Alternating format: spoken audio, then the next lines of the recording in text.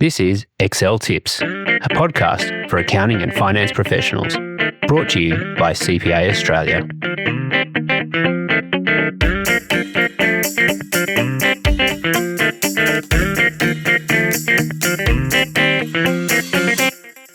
Welcome to the Excel Tips podcast. My name is Neil Blackwood, and this is the first part in a three-part series on Python in Excel.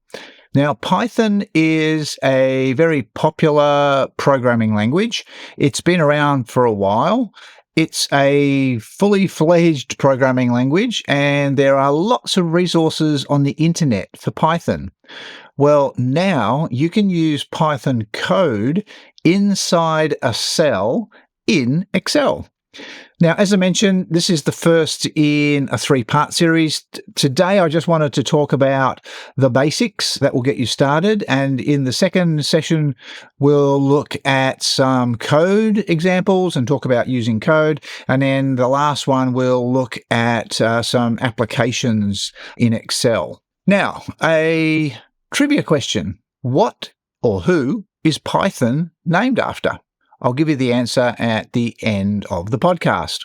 So the Python icon is in the Formulas tab. You also need an internet connection. Okay, so the way Python works, when you write code inside a cell, when you hit Control-Enter, because you have to use Control-Enter after you enter Python code, what happens is the code is sent to a container in an Azure database, and it is run in that database, and then it comes back as the result. So you need an internet connection to use Python in Excel. It's pretty quick. Sometimes you do see the busy message pop up in the cell. One thing that does mean is that everyone is using exactly the same version of Python right around the world, because it's based on the version that the Azure database is using. On that internet connection, there are quotas involved. So there is a premium version of Python, and that's basically a speed premium, so you get very fast response. And you get a lot of that free, but there is a quota. And once you meet that quota on a monthly basis, you will then drop down to what I'll call a standard speed. And there is, unfortunately, a quota, if you use it too much, that you might even get blocked. So just a heads up on that. There is an add-in that you can pay a subscription for, either monthly or yearly, and that gives you access to the premium on a sort of permanent basis. Python in Excel is not meant to be a replacement for Excel's normal functionality. It's basically meant to improve Excel's data handling and data visualization. So Python is quite strong in both of those, and that's what you're gaining in having the ability to use Python within Excel. As I mentioned, there's lots of resources online for Python, and most of the AI systems around the place can write very good Python code as well. Now, to put code in a cell, there's three ways to do that. You can click on the Python icon. The way I tend to do it is typing equals PY and then hitting the tab key. And that creates a Python cell, which has a green little banner on the side so that it highlights. And when you do use Control-Enter to put it in, then there's also a PY in the cell that as a visual clue that cell is a Python cell. There's also an editor. So there's an editor icon in the Formulas tab in the Python section, and that opens up a task pane on the right-hand side of the screen. There's also a Python task pane as well, which has lots of information on Python in Excel, so you can check that out as well. But the editor allows you to make changes. It's got a few icons that make things a bit easier. So you can either use the formula bar or you can use the editor to make changes or put code in. Now, dependencies. When you create code in a Python cell, you can use variables, which is pretty common when you're working with programming code. The thing is, though, if you create a variable, let's say in cell A1, in a Python cell, you can use that variable in any other cell in that sheet. And if the sheet you were working on happened to be the first sheet in the file, then you can use that variable across the whole file.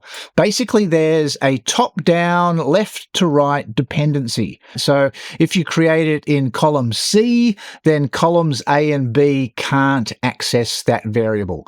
Okay, so that's the dependencies. What it might lead to is that you might use a initialization type sheet as your first sheet.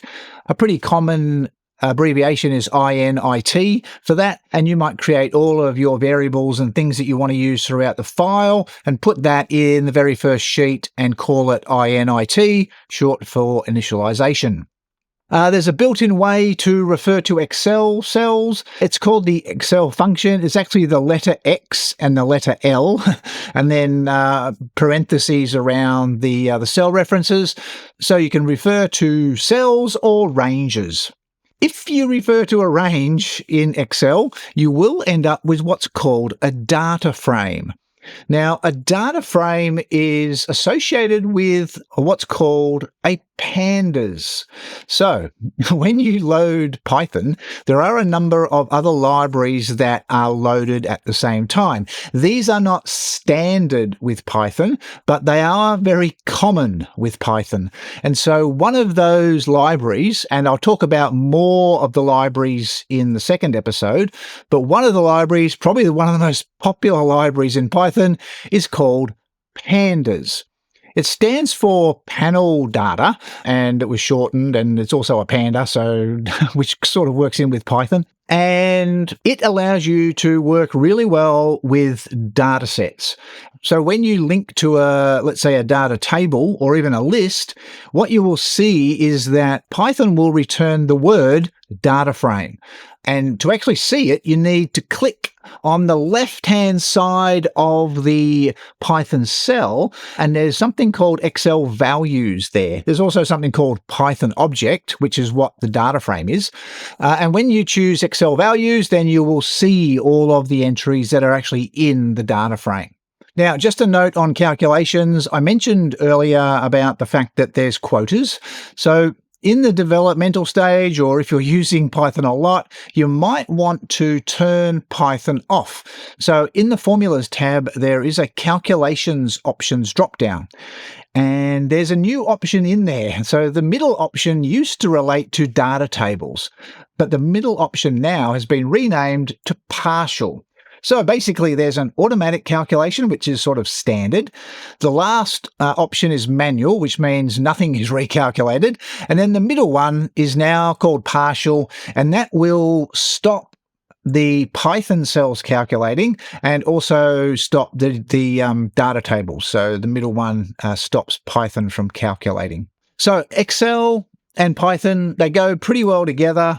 And in the next session, I'll be looking more at the pandas that I mentioned and also mentioning some of the other libraries that are automatically loaded when Python is loaded. And as I mentioned, in the series, we will look at some of the applications that you can use Python for in Excel. Just to finish off, who or what is Python named after? Well, funnily enough, it's named after Monty Python, the British comedy team. So there you go. Hope you've enjoyed that, and hopefully I'll speak to you in the next episode where we'll look at more Python in Excel. Thanks for listening.